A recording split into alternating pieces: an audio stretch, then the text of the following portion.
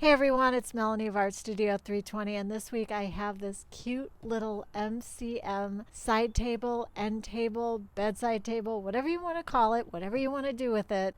I plan on possibly adding some hardware to it that might match this MCM dresser that I have over here that I'm going to work on.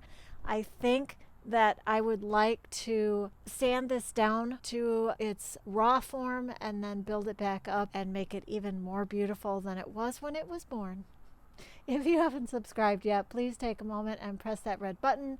You can follow me on Instagram, and you can find me on Etsy, where I sell some of my past projects that I've done right here on my channel. Stick around.